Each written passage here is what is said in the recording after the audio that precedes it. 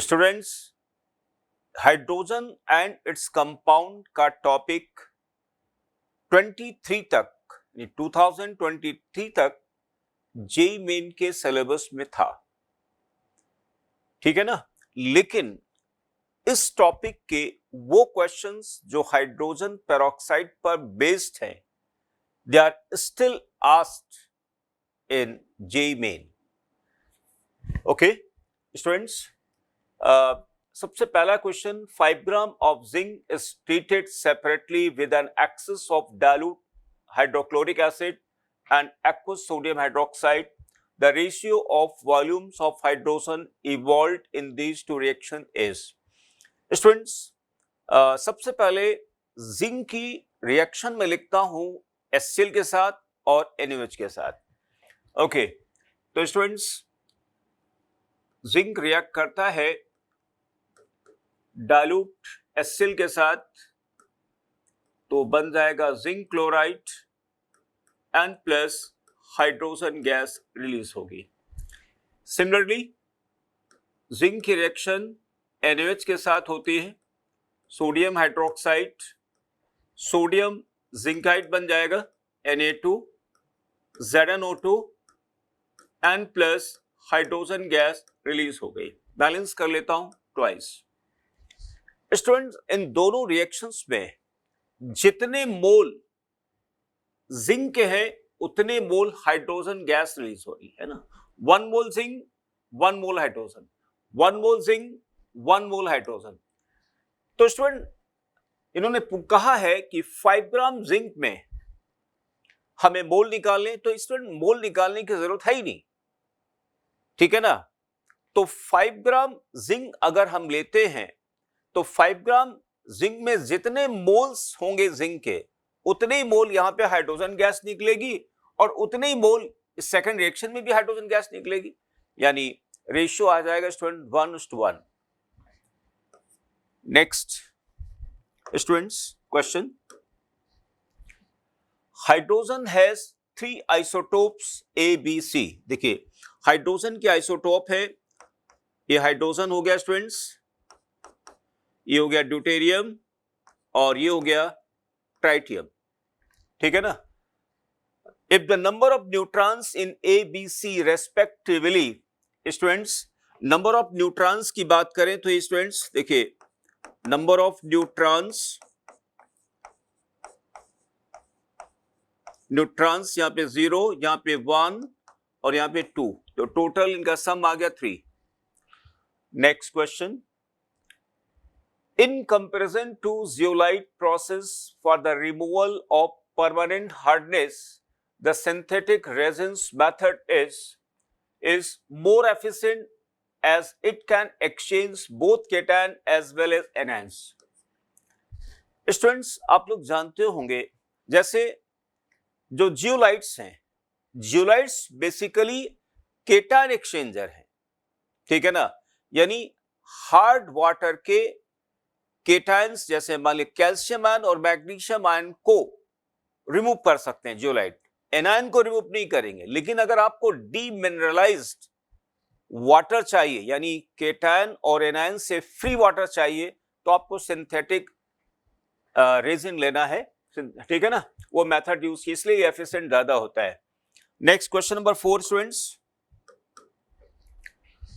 Question number 4 में लिखा है among statement A to D, the correct ones are decomposition of hydrogen peroxide gives dioxazine, सही statement है। देखिए ना स्टूडेंट, हाइड्रोजन पेरोक्साइड को अगर हम हीट करेंगे it will decompose into hydrogen, यानी वाटर बन जाएगा N प्लस हाफ O2, ठीक। Second, like hydrogen peroxide compound such as potassium chlorate, lead nitrate and sodium nitrate when heated liberate dioxazine, सही statement है। स्टूडेंट मैं KClO3 यानी potassium chlorate वाला reaction में आपको एक्सप्लेन करता हूं। देखिए ये हमने लिखा KClO3, KClO3 सॉलिड लिया, इसको हम हीट करते हैं स्टूडेंट्स, है ना। In the presence of manganese dioxide as a catalyst, it produces what? KCl and plus oxygen. यानी potassium chlorate is used for preparation of dioxygen in the lab, ठीक है ना, ये मेथड यूज किया जाता है। और लेड नाइट्रेट वाला तो आप सबको मालूम होगा, पीबीओ बनेगा, NO2 बनेगा, ऑक्सीजन बनेगा। सोडियम नाइट्रेट को हीट करेंगे अप टू 500 तो सोडियम नाइट्रेट प्लस ऑक्सीजन मिलेगा। लेकिन अगर इसको 800 डिग्री पर हीट करेंगे तो क्या बनेगा? एक रिएक्शन लिख दे रहा हूं स्टूडेंट्स। सोडियम नाइट्रेट को अगर हम 500 तक हीट करते हैं अप्रॉक्स, तो सोडियम नाइट्राइट बनेगा N प्लस हाफ ऑक्सीजन। लेकिन अगर सोडियम नाइट्रेट को अप्रॉक्स 800 डिग्री सी तक हीट करते हैं, it produces sodium oxide plus N2 plus 5/2 oxygen N2, ठीक। Third one, 2-ethyl anthraquinone is useful for industrial preparation of hydrogen peroxide, सही है।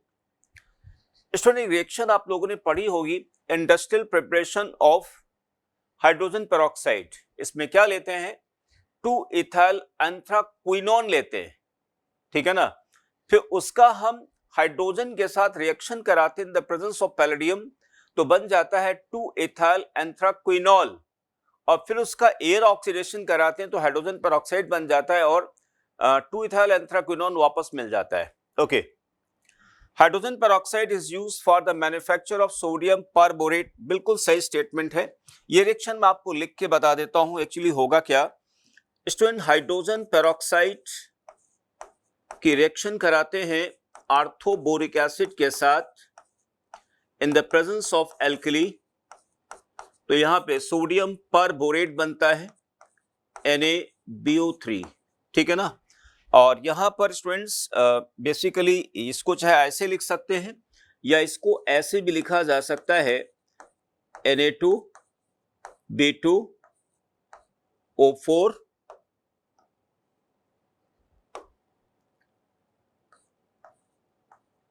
O2 whole twice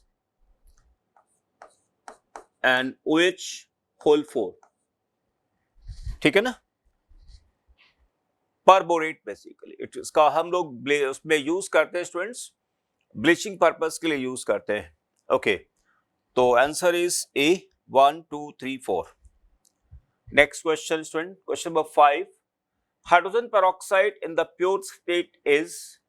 student, सभी लोग जानते होंगे कि हाइड्रोजन पेरोक्साइड का जो मॉलिक्यूल है वो क्या, ओपन बुक लाइक स्ट्रक्चर, इसलिए नॉन प्लेनर होगा। तो नॉन प्लेनर, लीनियर गलत हो गया, लीनियर गलत हो गया, प्लेनर गलत हो गया, ठीक है ना। एंड ऑलमोस्ट कलरलेस, बिल्कुल सही statement. Now question number 6, question number 6 में स्टूडेंट लिखा गया है, देखिए, which of the following equation depicts oxidizing nature of hydrogen peroxide। देखिए स्टूडेंट, हाइड्रोजन पेरोक्साइड में ऑक्सीजन की ऑक्सीडेशन स्टेट यहाँ पे -1 है और यहाँ पे 0 जा रही है, यानी हाइड्रोजन पेरोक्साइड खुद ऑक्सीडाइज हो रहा है और इसको देखिए यहाँ पे रिड्यूस कर रहा है। इसका ऑक्सीडेशन स्टेट 7 है और यहाँ पर आ रहा है किसमें, 5 में। इसका मतलब हाइड्रोजन पेरोक्साइड ने रिड्यूसिंग का काम किया है, इन्होंने कहा ऑक्सीडाइजिंग का काम कहां करेगा। अब देखिए यहाँ पे क्लोरीन का ऑक्सीडेशन स्टेट 0 है, यहाँ पे -1 आ गया, यानी क्लोरीन रिड्यूस हुआ और ये ऑक्सीडाइज हुआ। ऑक्सीडाइजिंग सॉरी रिड्यूसिंग एजेंट का यहाँ पे काम हो रहा, यहाँ रिड्यूसिंग का। यहाँ देखिए एक्चुअली आयोडीन और एल्कली के बीच पहले रिएक्शन जो होती है तो IO- बनेगा जिसमें करेक्टर होगा ऑक्सीडाइजिंग और इसमें होगा रिड्यूसिंग। आप देख पा रहे होंगे ना, आयोडीन ने क्या किया, आयोडीन बेसिक मीडियम में, एल्कलाइन मीडियम में हाइड्रोजन पेरोक्साइड को ऑक्सीडाइज कर देगा, ऑक्सीजन में अपना रिड्यूस हो गया -1 में, ठीक है ना। तो यहां पर क्या हुआ, रिड्यूसिंग एजेंट। यहां देख रहे हैं हाइड्रोजन पेरोक्साइड ने I- को ऑक्सीडाइज कर दिया I2 में और अपना रिड्यूस हो गया -2 में। Delhi. Question 7, statements about heavy water are given below. Heavy water is used in exchange reactions for the study of reaction mechanism. सही statement students. Heavy water is prepared by exhaustive electrolysis of water, बिल्कुल सही है। Heavy water has higher boiling point than ordinary water, ये भी सही है, ठीक है ना, क्योंकि मास ज्यादा है। Viscosity of water is greater than that of D2, ये गलत हो गया स्टूडेंट, ठीक है ना। यहां पे सबसे ज्यादा विस्कोसिटी किसकी होगी? D2O की ज्यादा होगी, ठीक है ना, उसके बाद H2O की आएगी, क्योंकि D2O में यानी हैवी वाटर में नेट मॉलिक्यूलर फोर्सेस का एक्सटेंट ज्यादा होगा as comparison to water. Question 8, assertion hydrogen is the most abundant element in the universe, सही है बिल्कुल, but it is not the most abundant gas in the troposphere। इनका कहने का मतलब हुआ स्टूडेंट्स, अगर देखा जाए तो यूनिवर्स में सबसे ज्यादा एलिमेंट कौन सा मिलता है? हाइड्रोजन। लेकिन जो अर्थ का ट्रोपोस्फियर है, इस ट्रोपोस्फियर में हाइड्रोजन गैस नहीं मिलती। उसका रीजन ये है, एक्चुअली उसका रीजन ये है कि हाइड्रोजन गैस जो है या हाइड्रोजन मॉलिक्यूल बहुत लाइट है ना। Once it has been released from the earth surface it goes up. अब देखिए यहाँ पे हाइड्रोजन द लाइटेस्ट एलिमेंट, सही है, ये भी सही, ये भी सही, और एक्सप्लेन भी कर रहा है। तो both A and R are correct, true, and R is the correct explanation of A. Next question 9। Question 9 में स्टूडेंट लिखा हो, कुछ रिएक्शंस लिखी हुई है, choose the correct option. Hydroxide acts as reducing agent in equation A and B. Check कर लेता हूं स्टूडेंट्स। देखिए ये स्टूडेंट्स ऑक्सीडाइजिंग का काम करेगा। पे क्लोरीन की ऑक्सीडेशन स्टेट +1 है, यहाँ क्लोरीन की -1 आ गई, ठीक है ना। ये रिड्यूस हुआ, ये ऑक्सीडाइज हो गया, इसका मतलब यहाँ पे रिड्यूसिंग एजेंट का काम कर रहा है, या रिड्यूसिंग का आ गया, सही है। यहाँ देखिए ये आयोडीन की ऑक्सीडेशन स्टेट 0 है, यहां पर -1 हो गया, इसका मतलब आयोडीन रिड्यूस हुआ या ऑक्सीडाइज हो गया, ये 0 में आ गया। तो स्टूडेंट ये सही है। अब देखिए ये गलत हो जाएगा, ऑक्सीडाइजिंग एजेंट गलत हो गया, ऑक्सीडाइजिंग रिड्यूसिंग गलत हो गया, रिड्यूसिंग ऑक्सीजन गलत हो गया। Now student question number 10। Question number 10, कैलगन is used for water treatment, बिल्कुल सही है। देखिए कैलगन क्या है मैं आपको समझा देता हूं students. Calgon is basically Na6P6O18 cyclic metaphosphate, cyclic hexametaphosphate है। It doesn't remove calcium ion by precipitation, सही स्टेटमेंट स्टूडेंट्स, है ना। पूछा क्या गया इसमें? नॉट ट्रू, तो स्टेटमेंट सही है। आपने पढ़ा होगा removal of permanent hardness, removal of permanent hardness of water, तो उसमें एक मेथड आता है कैलगन प्रोसेस, जियोलाइट प्रोसेस आता है, सिंथेटिक रेजिन मेथड प्रोसेस आता है। तो कैलगन बेसिकली क्या करता है? कैलगन कैल्शियम आयन और मैग्नीशियम आयन के साथ सॉल्युबल कॉम्प्लेक्स बनाता है, पीपीडी नहीं बनाता है, तो इसलिए सही है, doesn't form. Okay, it also known as Graham salt, ये भी सही है, इसको ग्राहम साल्ट के नाम से भी जाना जाता है। कैलगन contains the second most abundant element by weight in the earth crust. देखिए अर्थ क्रस्ट में स्टूडेंट सबसे द मोस्ट अबंडेंट एलिमेंट कौन होता है? ऑक्सीजन, ऑक्सीजन के बाद आता है सिलिकॉन, सिलिकॉन के बाद आता है एल्यूमिनियम। तो इन्होंने कहा है कि the second most abundant element जो अर्थ क्रस्ट में मिलता है वो इसमें है, कैलगन में है। अब देखिए कैलगन है ही नहीं, ऑक्सीजन है, फास्फोरस है, सोडियम, तो ये स्टेटमेंट नॉट ट्रू बोला गया, सही आ गया। अब देखिए डेली वाला देखिए, it is polymeric compound as and is water soluble, बिल्कुल सही है, water soluble, sodium salt water soluble है। Question 11, which of the following forms of hydrogen emits low energy beta particle? There students, hydrogen के 3 isotope होते हैं, hydrogen, deuterium and tritium. इनमें से सिर्फ ट्राइटियम ही रेडियो एक्टिव होता है और बीटा पार्टिकल एमिट करता है, तो tritium. Question 12 students, the functional group that are responsible for ion exchange property of cation and anion, ठीक है ना, cation and anion।